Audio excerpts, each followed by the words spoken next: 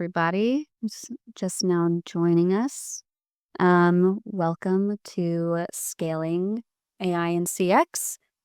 So I am Rachel Whitehorn. I am a consultant at CDI, and we're really happy to be joined by you, Jeff Tropiano, the Executive Vice President of Technology Consulting at COPC, a lovely title. So Jeff, before we get started, I wanted to know, did you want to introduce a little more about COPC and yourself? Yeah, sure. COPC, for those that don't know, COPC is the industry standard management methodology for contact centers to operate. We sort of literally wrote the book on how contact centers should be managed from an operational, strategic, and technology point of view. We do training, certification, auditing, and accreditation on that standard, and we have a very robust consulting practice that can help clients with operational and technology consulting as it relates to transformation, sourcing, optimization. We only do CX and customer experience. That's COPC, and I am responsible for the global technology consulting practice at COPC. So everything related to technology consulting, at one point or another comes across my desk. Amazing. And CDI, hope you guys know, we help with conversation design both in an academic format where you can enroll in our academy courses, and we also consult to help businesses improve their conversation design. So, we are going to be talking about scaling AI. It's still very new, and there's not a lot of experience with and this is exactly how it should be done. But there are best practices, and to get started on that, we wanted to go over some of the use cases that we've seen so far, both generally with AI and more conversational AI. So Jeff, starting out, I know that, planning is important, as we've already kind of touched on. And this quote here, it's famous, but it really speaks to what we're talking about today. What's your take on this?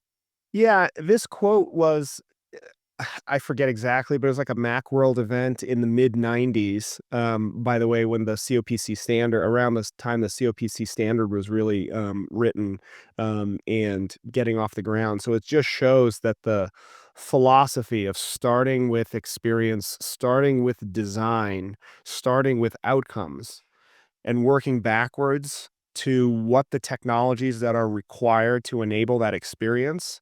I mean, that value survives all of the changes and different machinations around what the technology is. At the time, Steve was talking about, I remember when we had the first color printers came out, and you could just hold up a color sheet and say, "Do you want this?" He said, and people would say yes. And it's like, well, let's just figure out the technology required to make that happen. So if you start with the outcome and you get excitement for what the end result is, and then you design backwards, that is the right approach. No matter if we're talking about the first color printers or if we're talking about AI. So I think that this quote is especially salient with reminding us that we really need to start with the design and the experience first and figure out the technology and the implementation details required to make that happen. That's how you turn excitement into something that you can touch. Yeah.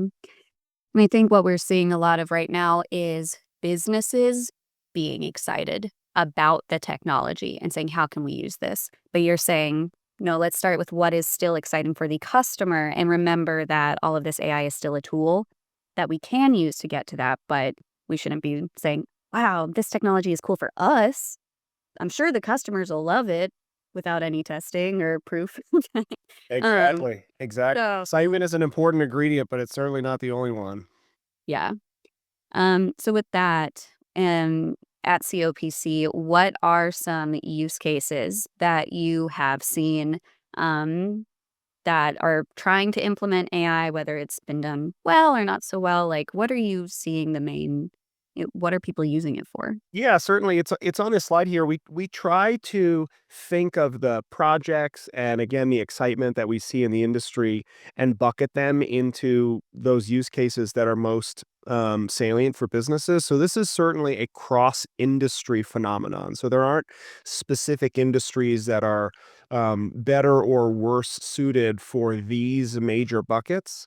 But at bottom, these five areas are the areas where we see customer service and CX really advancing forward in terms of utilizing technology to get new and exciting outcomes, whether it be improving customer experience or whether it be delivering that